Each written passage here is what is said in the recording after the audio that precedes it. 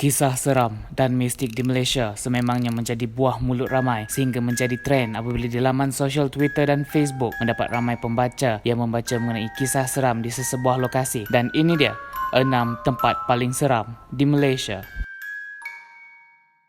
Tragedi Highland Tower merupakan tragedi runtuhan satu daripada 3 blok kondominium di Taman Hillview, Ulu Kelang, Selangor pada 11 Disember 1993. Tragedi tersebut adalah satu-satunya tragedi bangunan runtuh yang pertama dan terburuk setelah Malaysia mencapai kemerdekaan. Seramai 48 orang terkorban dalam tragedi yang menyayat hati ini.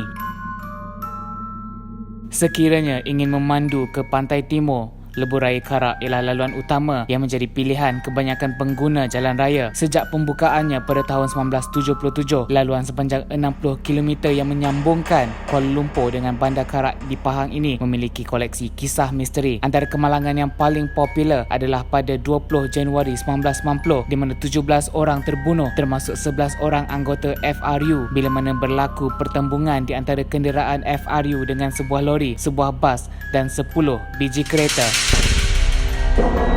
Amber Court adalah dua bangunan apartmen berkembar di pinggir genting Highland yang dikatakan berhantu dan merupakan lokasi sering berlakunya kejadian bunuh diri bagi orang yang kalah judi di genting Highland. Terdapat pelbagai kisah seram yang diceritakan mengenai bangunan ini, antaranya penginap akan mengalami kejadian aneh seperti TV terpasang sendiri dan penginap juga pernah menemui satu lembaga tanpa kepala sedang mendukung anak di dalam lift.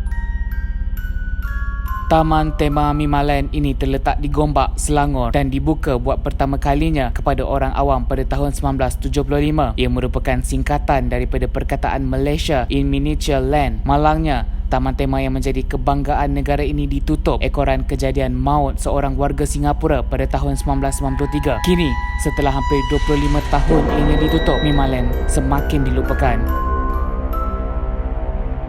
Penjara Pudu telah dibina di atas tapak bekas tanah perkuburan Cina yang telah siap sepenuhnya pada tahun 1895 dengan menggunakan banduan sebagai tenaga kerja. Sebelum penjara Pudu ditutup, dulu pernah diceritakan bahawa terdapat satu bilik dipanggil bilik terakhir. Di bilik inilah seringnya berlaku kejadian pelik sejak penjara Pudu ditutup. Dinamakan bilik terakhir adalah kerana dulu ia merupakan bilik kediaman terakhir bagi si pesalah jenayah berat sebelum menjalani hukuman gantung sampai mati pada keesokan harinya.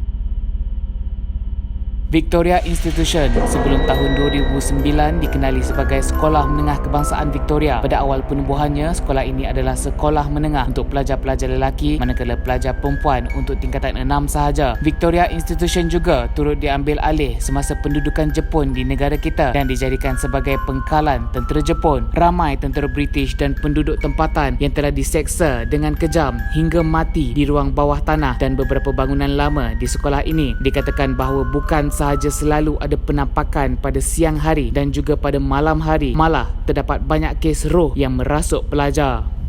Adakah ini hanya mitos cerita bawaan mulut atau ianya benar-benar berlaku sehingga digelar tempat paling legend? Sama-samalah kita memohon perlindungan dari Tuhan Yang Maha Esa. Untuk info dan perkembangan politik yang lebih menarik, sila subscribe, share dan like saluran TV One Channel.